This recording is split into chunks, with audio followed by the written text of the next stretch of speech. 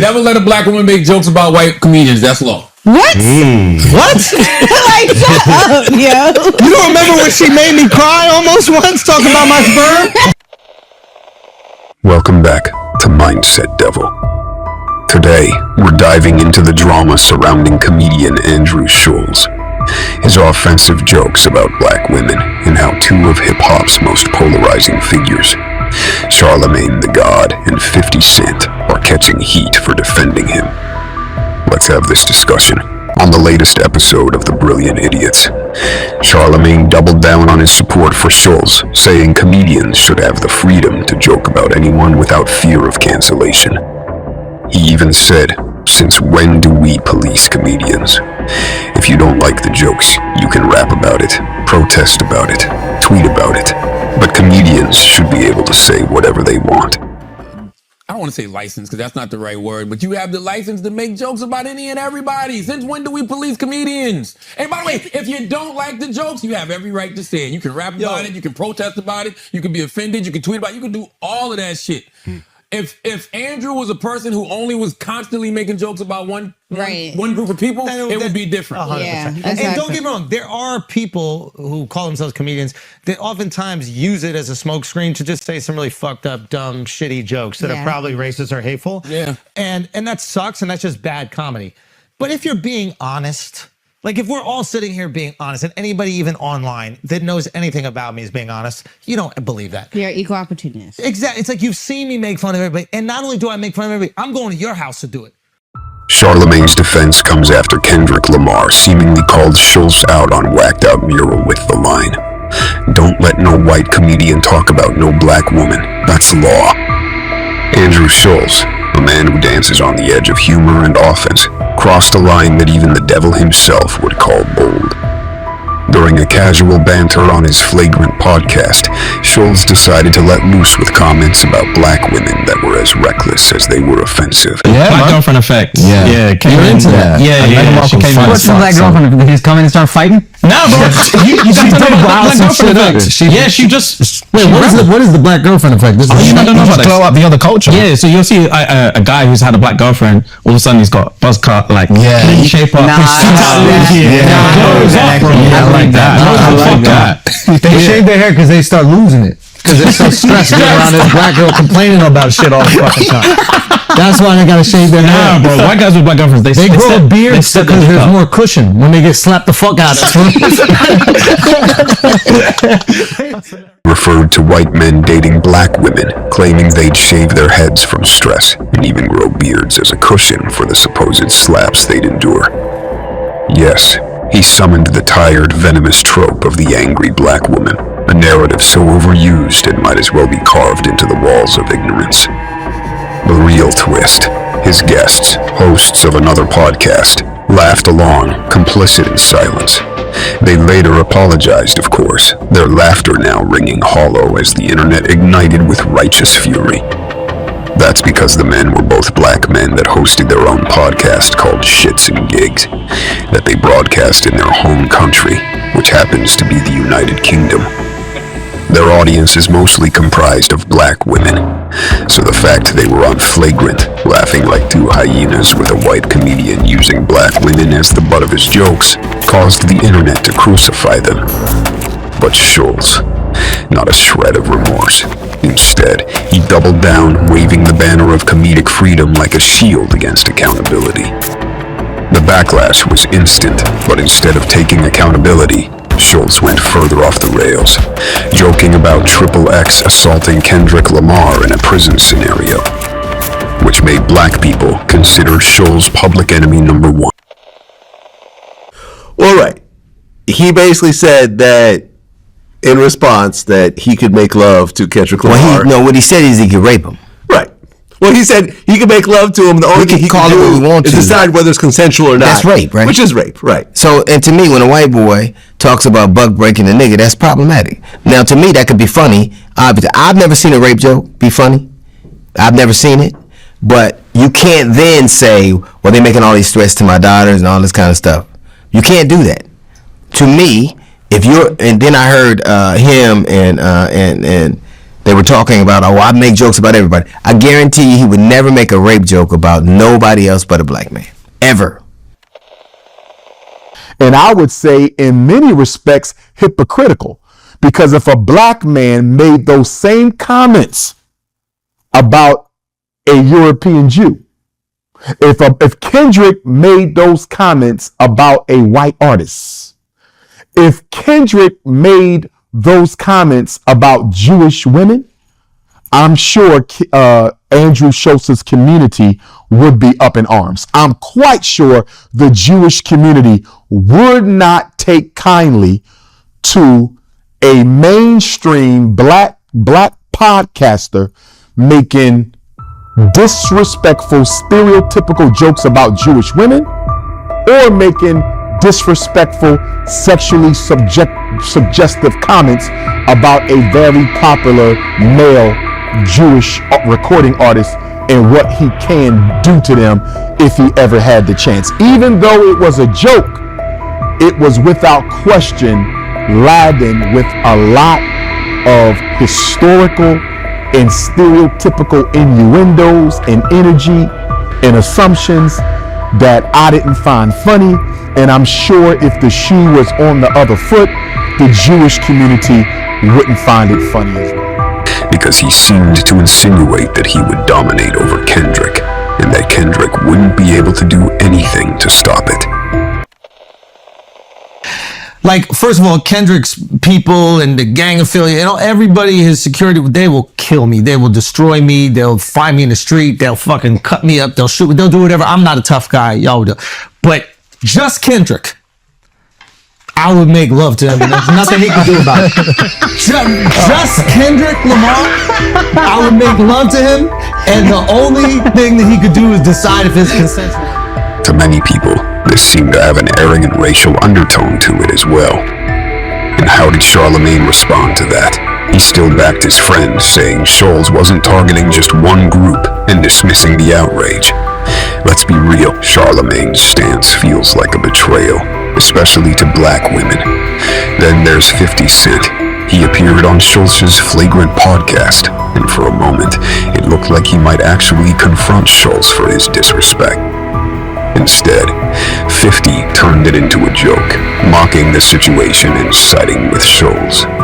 He even said he loves comedians because they're invincible and can't be damaged by controversy. I mean, look, you said, look, I follow comedic culture. I watch the comedians. I enjoy them on another level. You are a comedian. Yeah. What I appreciate about it is they are invincible. Yeah.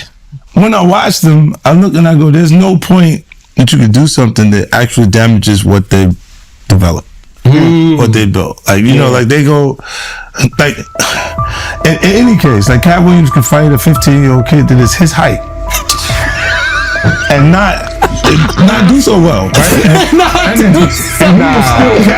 like the decision on that one. I didn't like the decision. Yeah, that was 10-8. That was 10-8. That was 10-8. That was close. That's one of those ones where you need to do it. Which only made him seem weak and oblivious by making such a false statement. It seems as if he was either out of touch or blatantly lying about that statement. And just for 50 Cent, I will mention at least 5 comedians who were big at one point, but destroyed themselves by going too far in the eyes of those who found their dark humor offensive, instead of brilliant.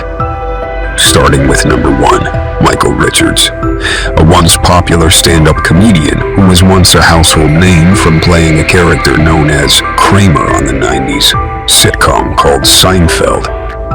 The incident. In 2006, during a stand-up set at the Laugh Factory, Richards responded to hecklers with a racist tirade that included the repeated use of the N-word. He even became so emotionally upset with the hecklers. He mentioned how black people used to be hung from trees not that long ago. Most talented comedians would have used their quick wit to verbally destroy a heckler and consider the heckler someone they could use as target practice. But Richards seemed as if he was airing out his own personal and yet sinister feelings, causing more people in the audience to go against him as well. The heckler was definitely being a biscuit head when he decided to rudely disrupt Richards' set. But the response, of course, caused the comedian to lose a huge demographic of fans instantly as a result. And the overall impact, the incident was caught on video, went viral, and tarnished his career forever. Richards issued a public apology on The Late Show with David Letterman, but he largely disappeared from the spotlight afterward. Number 2, Roseanne Barr, a female comedian who also blew up seemingly overnight as she was able to transition from popular stand-up comic to a beloved down-to-earth television mom who had a huge array of fans that all found her relatable for many reasons. Her sitcom that bared her name, Roseanne as its title, was once even more popular than The Cosby Show at one point. But in 2018, Barr made a controversial tweet comparing Valerie Jarrett, an African-American advisor to President Obama, to an ape in a political tirade. This being right after her sitcom career had just been experiencing a resurgence, with new episodes of her past hit show being brought back, and the pilot episode testing through the roof after audience saw her back on air. But she destroyed all of that with one ignorant, mean, and offensive tweet that made fans instantly turn against her. The impact. Her hit show, Roseanne, was immediately canceled by ABC despite its recent revival's success. The show was rebranded as The Conners without her involvement, but even that eventually disappeared without most people even noticing it vanish from the ABC television show lineup. Number 3, Shane Gillis. The incident. In 2019, Gillis was announced as a new cast member for Saturday Night Live, but within days, past podcast clips surfaced where he used slurs and made offensive jokes about Asian Americans.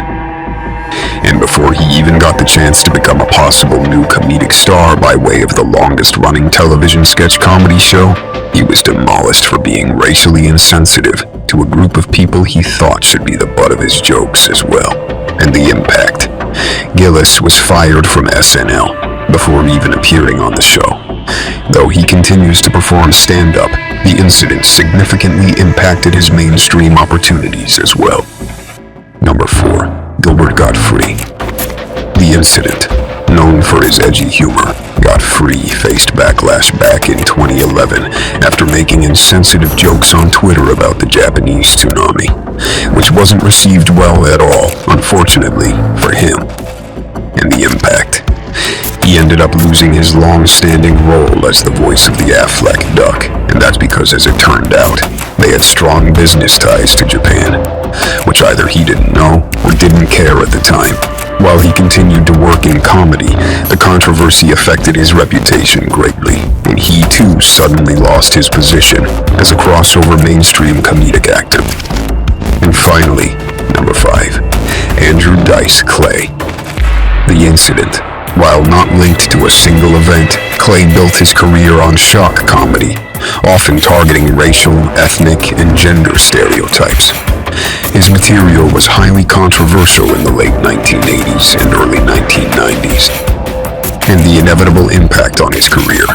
Well, although immensely popular for a time, his career faded into obscurity as the opportunities river for him dried up, as audiences became less tolerant of offensive humor. Now, Yeah, you want a picture? no, you wanted one? No. You want to take picture for you? No, I thought you were a fan and wanted a picture of me. I get it. No. You no. sure? Yes, no, sorry. No, because I was thinking...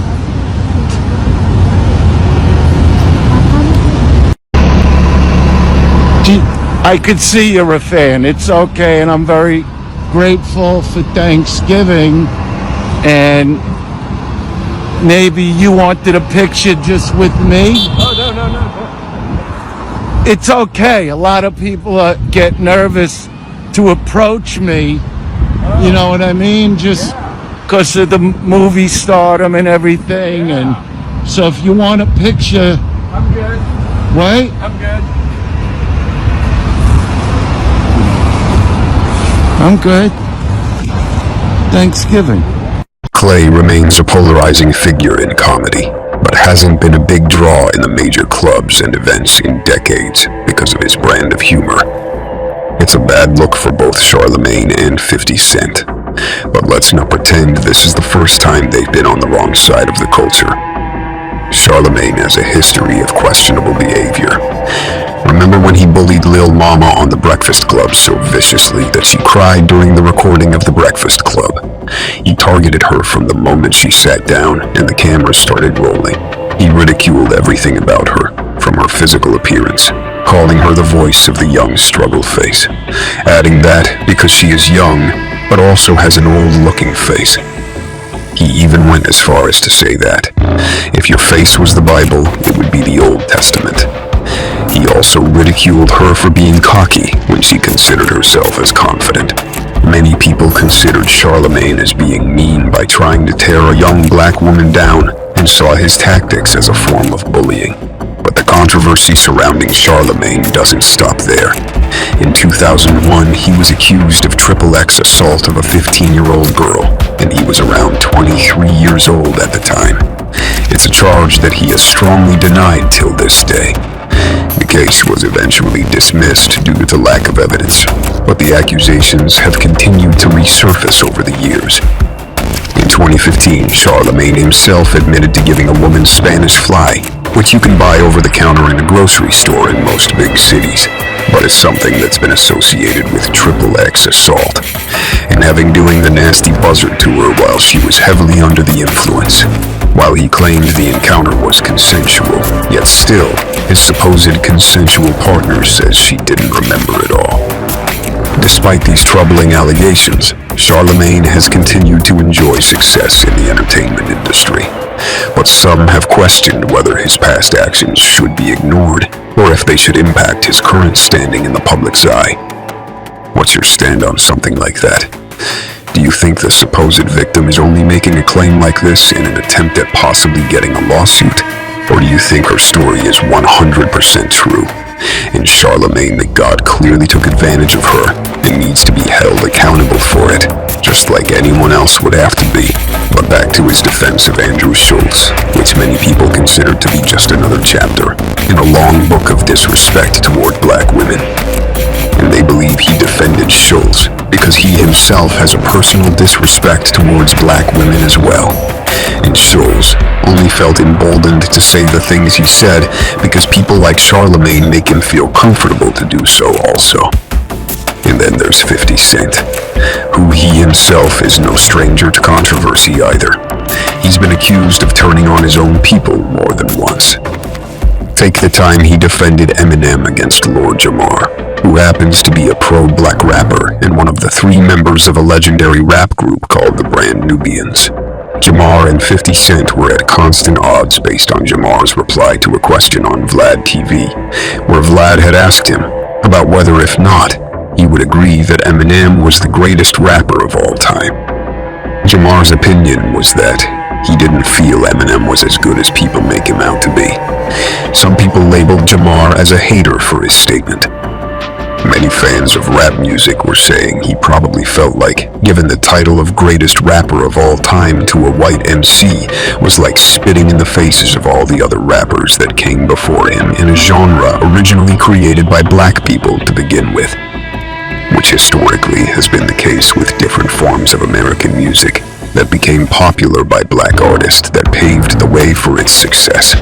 So one can easily understand the outrage the question was, and how it seemed to be offensive in the eyes of certain people such as Lord Jamar. Lord Jamar received a lot of support by most fans of rap music in the black community, but he also received lots of hate from the Eminem fans of all different racial and color spectrums.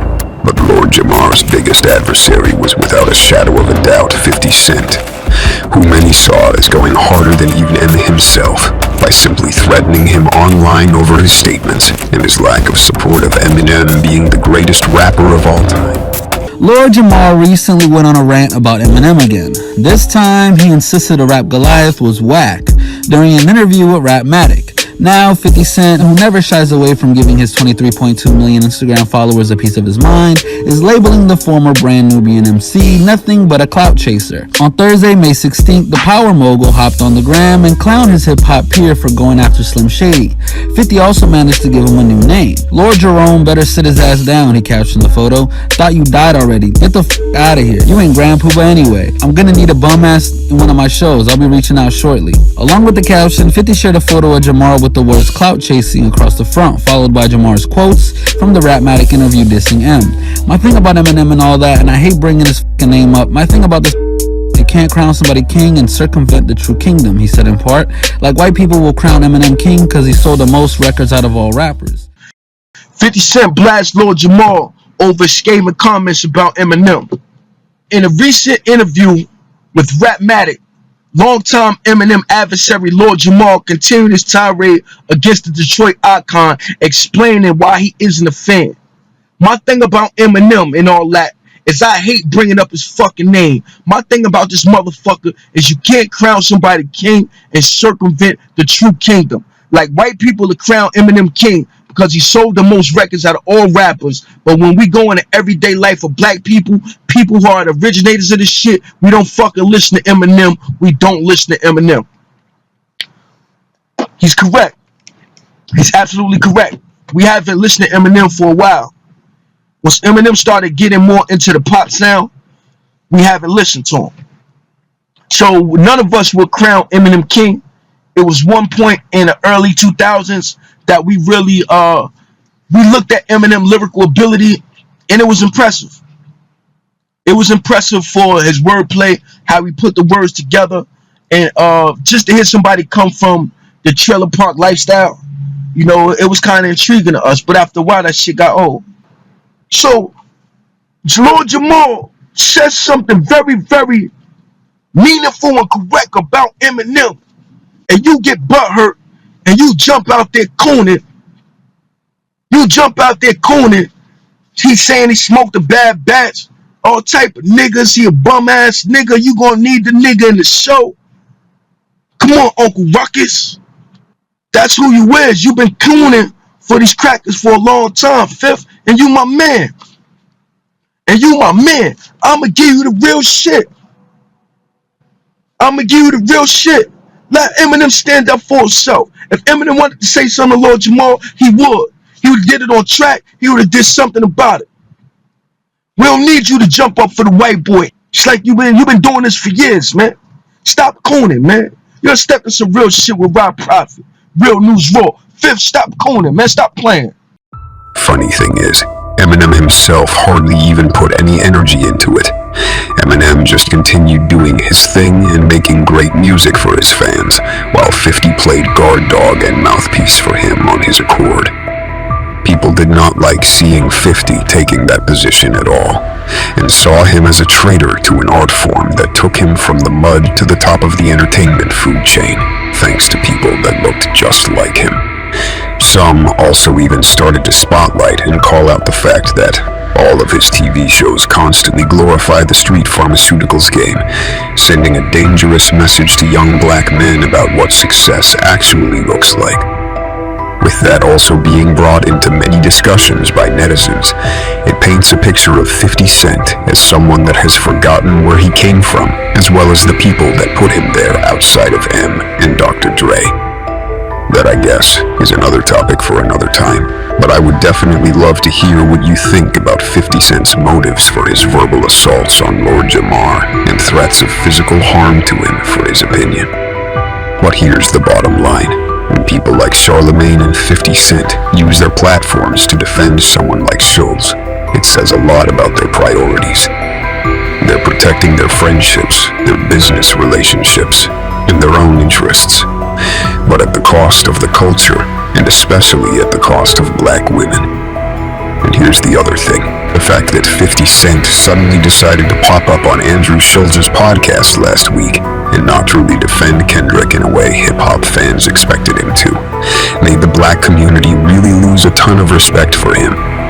And it forced them to start analyzing some of the things he may have even said or done in the past. Okay guys, so check this out. 50 Cent appeared on a recent episode of Young Money Radio where he and host Lil Wayne chopped it up about a variety of topics. At one point, they began discussing 50's thoughts on black women, which didn't sit well with Twitter. That's what I'm saying, and I look and I go, yo, this is why they get mad, they get angry. You see a lot of sisters, they go, oh, you fucking with this kind of girl or that kind of girl. That shit is exotic.